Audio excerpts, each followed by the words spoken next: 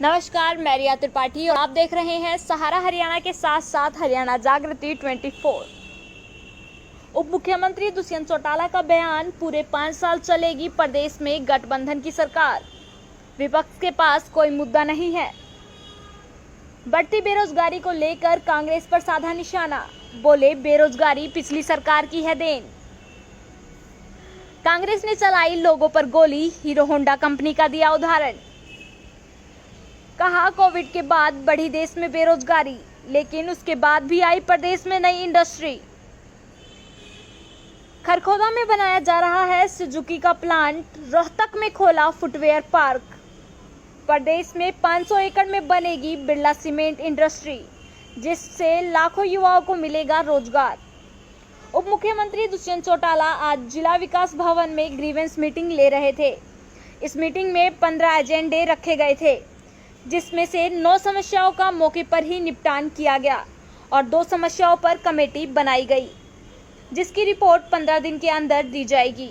वहीं 4 समस्याओं की सुनवाई अगली मीटिंग में की जाएगी। उन्होंने कहा, पहले तो सबको गांधी जयंती की बहुत बहुत शुभकामनाएं। रोहतक ग्रीवेंस कमेटी के अंदर आज 15 ग्रीवेंस लगे हुए थे, जिसके अंदर से 9 का समाधान हुआ। 2 ऐसी ग्रीवेंस थी जो नई लगी थी, उसके अंदर कमेटियां गठित करी गई है, जो अपनी एक डीएमसी रोहतक की अध्यक्षता में, एक एडीसी रोहतक की अध्यक्षता में, जो अपनी रिपोर्ट डिटेल्ड नेक्स्ट कमेटी तक बनाकर पेश करेगा। और बची 4 के अंदर आदेश दे दिए गए हैं फिजिकली साइट विजिट करने के, और ग्रीवेंस जो है उसको डिटेल्ड तरीके से टेकअप करने के लिए, जैसे एक पाइपलाइन जो अब एमसी 5 लाख रुपए जिसके लिए देगी, और वो पिछली बार से लंबित थी, जिसके अंदर विद साहब पीछे ग्रीवेंस के थे, उनने वाटर टेस्टिंग करवाई थी। अगली कमेटी की बैठक तक वो पाइपलाइन को हम रिप्लेस करवाकर उसके एक्शन टेकन रिपोर्ट दें। वहीं 3 और ऐसे मामले जिस पे action taken report next committee तक आएगी। और जो मामले हैं जो पेंडिंग रखे गए, क्योंकि फ्रेश मामले थे, डिटेल्ड रिपोर्ट्स उनकी नहीं आई थी, वो रिपोर्ट्स अवेटेड है, और जैसे ही उसकी रिपोर्ट आएगी उसके ऊपर फर्दर एक्शन लिया जाए। एक आदमी एक सवाल। बेरोजगारी को लेकर लगातार आंकड़े आते रहते हैं कि हरियाणा में देश में सबसे ज्यादा बेरोजगारी है, उसको लेकर क्या कदम उठाए गए आपकी? मैं तो निरंतर बोलता आया हूं कि देश में पिछले 1.5-2 साल में कोविड के बाद अनएम्प्लॉयमेंट बढ़ी, मगर उसके बावजूद भी हरियाणा ने प्रयास किया और एक भी कंपनी को रीलोकेट होने का मौका नहीं दिया, बल्कि 28,000 करोड़ के नए निवेश से हरियाणा प्रदेश के अंदर नई इंडस्ट्री आई।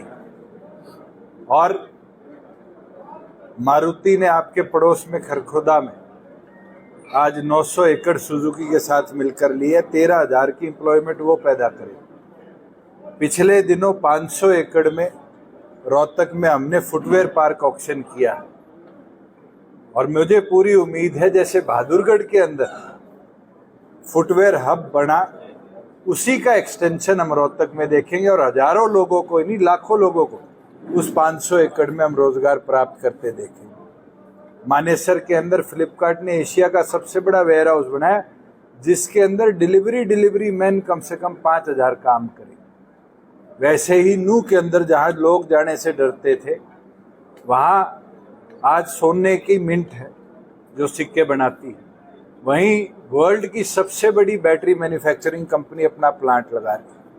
रोहतक में कोका कोला ने अपना 2nd यूनिट खड़ा कर दिया। हमारे पास और 2 कंपनीज की मांग आई है एडिशनल लैंड के, जो कि बिरला की सब्सिडरी है ग्रासिम पेंट्स की पहली फैक्ट्री पानीपत में 80 एकड़ में लगने जा रही है। मैं तो आपसे पूछता हूँ, अगर इतनी इन्वेस्टमेंट 28,000 करोड़ की हम ला पा रहे हैं, फैक्ट्रियां बढ़नी शुरू होगी, तो जो लोग बेरोजगारी का आरोप लगाते हैं उनसे ये तो पूछने का काम करो कि गोलियां क्यों चली हीरो होंडा में, लाठियां क्यों बरसी, जीएम को क्यों आग लगाई। आज हमने माहौल बनाया, जो भय था कांग्रेस के शासन का वो धीरे धीरे निकला, और इसीलिए मारुति गुजरात की बजाय हमारे खरखोदा में आकर अपने आप को तीसरे प्लांट के तौर पर हरियाणा में स्थापित करेगी। और हमारा प्रयास रहेगा, जो वर्क फ्रॉम होम के कारण आईटी सेक्टर में सिर्फ जॉब पे ना आने की वजह से बिल्डिंगें खाली हुई थी, आज आप गुड़गांव का सर्वे कराओ, दोबारा हमारा आईटी पार्क, चाहे वो साइबर हब हो चाहे सराउंडिंग एरिया, वो दोबारा भरने लग गया, लोग वापस बिल्डिंग्स में आके काम करने लगे।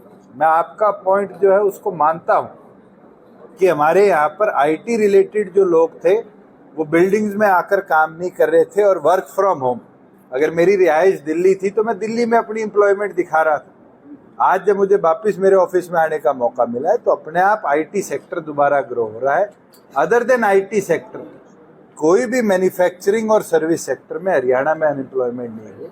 आईटी सेक्टर ने दोबारा अपनी ग्रोथ दिखाई है, और अगले 6 महीने साल के अंदर मैं मानता हूं कि 2019 के जो आंकड़े थे उससे ज्यादा आईटी सेक्टर में वर्क फ्रॉम होम की बजाय वर्क फ्रॉम ऑफिस में भी हमारे पास लोग काम कर रहे हैं।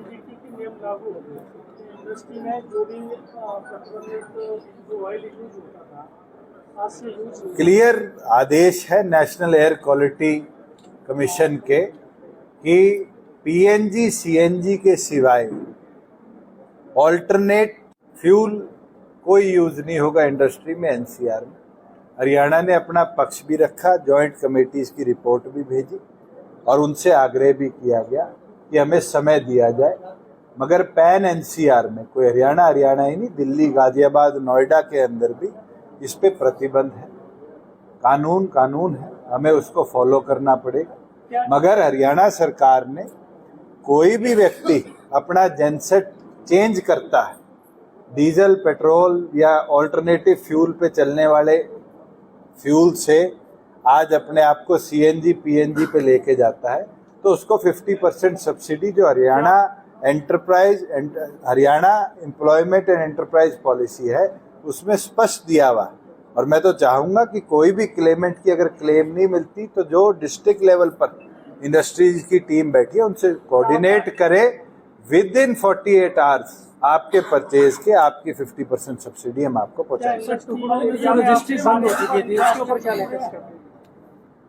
पूरे हरियाणा में टाउन एंड कंट्री प्लानिंग के एक्ट अमेंडमेंट के बाद 1000 गज के प्लॉट्स जो पहले रजिस्टर होते थे उसको बंद कर दिया गया, और बिना डीटीपी और बिना एमसी की परमिशन के, जहां पर एक और पर उनके टैक्स ड्यूज पूरे करने थे, दूसरी ओर पर डीटीपी की एनओसी लेनी थी, 1 एकड़ से कम कोई भी ओपन स्पेस रजिस्टर नहीं होगा। आज उसको फॉलो किया जा रहा है। कई छोटे शहरों में ये दिक्कत आ रही है कि वहाँ पर एमसीज नई बनी हैं या प्रॉपर्टी आईडी डेवलप नहीं कर पाए। मैंने कल भी उसकी बैठक ली थी, 10 तारीख को दोबारा रिव्यू लूँगा। 42 एमसीज को आज हम प्रॉपर्टी आईडी प्रॉपरली दे चुके हैं। अर्बन लोकल बॉडीज ने मेरे को कल ये बताया है कि 3 महीने और लगेंगे। उस प्रोसेस को हम कोशिश कर रहे हैं और एक्सपेडाइट कराए, इमीडिएटली उसको हम लेकर चलेंगे, क्योंकि ये समस्या छोटे शहरों में बहुत बड़ी है। मगर रेवेन्यू ऑफिसर्स रजिस्ट्री नहीं कर रहे, ये सच नहीं है। रेवेन्यू ऑफिसर्स को 2 प्रतिबंध चेक करने हैं।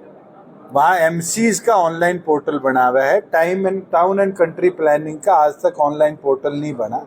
कल आदेश दे दिए गए कि अगले 15 दिन में उनका पोर्टल एक्टिवेट हो जाएगा, जिससे कहीं ना कहीं जिन शहरों में प्रॉपर्टी आईडी बनी हुई है उसमें ये समस्या जड़ से खत्म। सर, जिस तरह से हरियाणा में जीजेपी और बीजेपी का गठबंधन है, सरकार चल रही है, वहीं पूर्व इस्पात मंत्री हैं चौधरी वीरेंद्र सिंह ने प्रकाश किया है कि एक मजबूरी थी, गठबंधन आ गई और गठबंधन नहीं गया। चलिए, किसी व्यक्ति की किस सोच पे क्या कहना है मेरा काम तो नहीं है। मुझे याद है जब शपथ ली थी 27 अक्टूबर को, उस दिन लोग कहने लगे थे 15 दिन में गठबंधन टूट जाएगा। आज अक्टूबर 2 होगी, 25 दिन बाद 3 साल इस सरकार के और सक्सेसफुल सरकार के हम बनाएंगे, और मैं आपको ये विश्वास दिला देता हूँ उसके बाद भी 2 साल यूं ही चलाएंगे। आपको कितने बार ऑफर किया था कांग्रेस ने गठबंधन के लिए उस वक्त? मेरी तो मानसिकता कांग्रेस के साथ जाने की है ही नहीं। ऑफर आया होता तो भी नहीं लेता। मेरी तो मानसिकता उसके विरोध है और आज भी है। तो क्या गठबंधन 5 साल बाद भी आगे भी चलेगा? मैं तो चाहता हूँ 50 साल चले, आगे क्या होगा किसको पता है। सर स्वतंत्र रूप से आप आनंद बीजेपी के कार्यकर्ताओं को शामिल कर रही है, प्रदेश अध्यक्ष बीजेपी की चलो इस पे मैं टिप्पणी नहीं करूंगा। तो हमारे मेरे प्रदेश अध्यक्ष ने सरदार निशांत सिंह जी ने बड़ा क्लियरली इस पे जवाब दिया। आज अगर हमारे दोनों प्रधान बैठे, मेयर बीजेपी के बैठे हैं, तो क्या ये गठबंधन नहीं है? मुझे बताओ मनमोहन जी कौन सी पार्टी के नेता है?